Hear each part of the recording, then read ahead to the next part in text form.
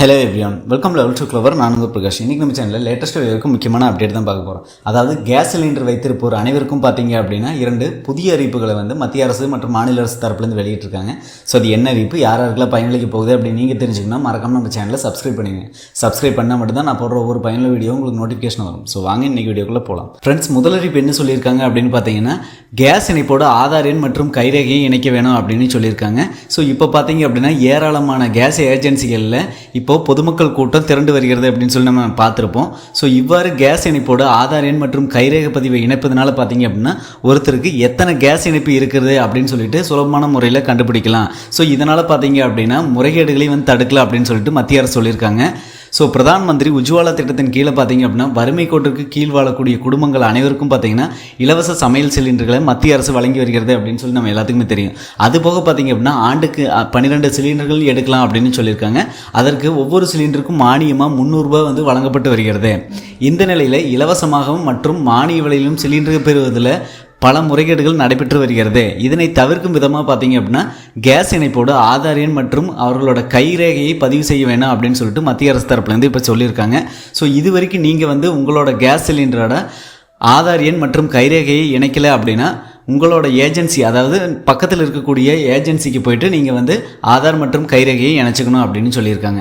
So அதுக்கடுத்த அறிவிப்பை பார்த்தீங்க அப்படின்னா நாடு முழுவதும் உள்ள அனைத்து குடும்பங்களுக்குமே சமையல் எரிவாயு சிலிண்டர் அப்படிங்கிறது ஒரு அத்தியாவசிய ஒன்றாக கருதப்படுகிறது. அதே நேரத்தில் பார்த்தீங்க அப்படின்னா பல்வேறு காரணங்கள்னால இந்த கேஸ் சிலிண்டர் திடீர்னு தீப்பிடிக்கும் சம்பவம் நடந்து வருகிறது. இதற்கு காலாவதியான சிலிண்டர்களும் ஒரு முக்கிய காரணமாக சொல்கிறாங்க. ஸோ இது குறித்து தீயணைப்புத்துறை அதிகாரிகள் ஒருவர் கூறுகையில், சிலிண்டர்களுக்கு காலாவதியான தேதியை மக்கள் கவனிப்பதில்லை. கேஸ் சிலிண்டர்களுக்கும் காலாவதி தேதி உள்ளது என்பதை முதலில் மக்கள் அறிந்து கொள்ள வேண்டும் அப்படின்னு சொல்லியிருக்காங்க. ஸோ இதனை தடுக்க விற்பனையாளரிடமிருந்து எல்பிஜி சிலிண்டர் எடுக்கும்போது கண்டிப்பாக நம்ம காலாவதியான தேதியை கேட்டு தெரிந்து கொள்ள வேணும் அப்படின்னு சொல்லியிருக்காங்க. இந்த தேதி சிலிண்டர் கைப்பிடியுடன் இணைக்கும் உலோகத்தின் உள்பக்கத்தில் எழுத்து மற்றும் எண் எழுதப்பட்டிருக்கும். அது ABCD ஆகியவை தொடர்ந்து உடன் எண்ணும் வரும் அப்படின்னு சொல்லியிருக்காங்க. 24, 25, 26 அல்லது குறிப்பிட்ட தேதியே எழுதப்பட்டிருக்கும்.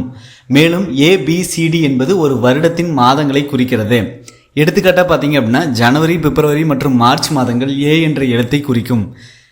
ஏப்ரல், மே, ஜூன் ஆகிய மாதங்களில் B என்ற எழுத்தும், ஜூன், ஆகஸ்ட், செப்டம்பர் மாதங்களில் C என்ற எழுத்தும், அக்டோபர், நவம்பர் மற்றும் டிசம்பர் மாதங்கள் D என்ற எழுத்தும் பயன்படுத்தப்படுகிறது. ஒரு கட்டத்துக்கு பிறகு சிலிண்டர்கள் பழையதாகி வாயு அழுத்தம் தாங்க முடியாமல் வெடித்து சிதறிவிடும் சூழ்நிலை உருவாகும் என எச்சரிக்கின்றனர். எடுத்துக்காட்டாக பார்த்தீங்க அப்படின்னா உங்கள் சிலிண்டரில் கைப்பிடிக்கும் பக்கத்தில் பார்த்தீங்க அப்படின்னா உள்கூட்டில் எழுதியிருப்பாங்க B28 என்று எழுதியிருந்தாங்க அப்படின்னா உங்களோட சிலிண்டரோட காலாவதி தேதி பார்த்தீங்க அப்படின்னா ஜூன், அதாவது நம்ம ஆல்ரெடி சொல்லியிருந்தோம்.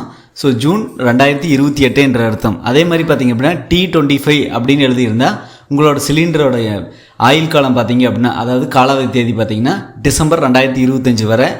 அதை பிறகு பார்த்தீங்க அப்படின்னா நம்ம மாற்ற வேணும் அப்படின்னு சொல்லியிருக்காங்க. அவ்வாறு செய்ய தவறினால் சிலிண்டர் வெடிக்கும் அபாயம் உருவாகும் அப்படின்னு சொல்லியிருக்காங்க. ஸோ வீடுகளில் பயன்படுத்தப்படும் எல்பிஜி சிலிண்டர் அதிகபட்ச ஆயுள் காலம் பார்த்தீங்க அப்படின்னா 15 வருஷம் அப்படின்னு சொல்லியிருக்காங்க. இந்த காலகட்டத்தில் எரிவாயு நிறுவனங்கள் அந்த சிலிண்டரை 2 முறை பரிசோதனை செய்து திறனை சரிபார்க்க வேண்டும் அப்படின்னு சொல்லியிருக்காங்க. முதல் பரிசோதனை பார்த்தீங்க அப்படின்னா 5 வருஷத்துக்கு ஒருக்காகவும், அதாவது 2வது பரிசோதனை பார்த்தீங்க அப்படின்னா 10 ஆண்டுகளுக்கு ஒரு முறையும் இதை செய்யணும் அப்படின்னு சொல்லியிருக்காங்க. இந்த சோதனை விவரம் உங்கள் சிலிண்டர் மேற்புறத்தில் எழுதப்பட்டிருக்கும். 2 தேதிகளும் கடந்து விட்டால் அந்த சிலிண்டரை எடுக்க வேண்டாம் அப்படின்னு சொல்லியிருக்காங்க. ஃப்ரெண்ட்ஸ், இதுலேருந்து நீங்கள் என்ன தெரிஞ்சுக்கலாம் அப்படின்னு பார்த்தீங்கன்னா உங்கள் வீட்டில் பயன்படுத்தக்கூடிய சிலிண்டரில் காலாவதி தேதி கண்டிப்பாக நீங்கள் பார்க்கணும். காலாவதி தேதி பார்த்ததுக்கு அப்புறம் தான் நீங்கள் யூஸ் பண்ணணும். ஸோ ஏன் அப்படிங்கிற பட்சத்தில் 5 ஆண்டுகளுக்கு ஒரு முறை ஒரு சோதனையும் 10 ஆண்டுகளுக்கு ஒரு முறை இன்னொரு சோதனை, அதாவது மொத்தம் 15 ஆண்டுகள் ஆயுள் காலம் அப்படின்னு சொல்லியிருக்காங்க.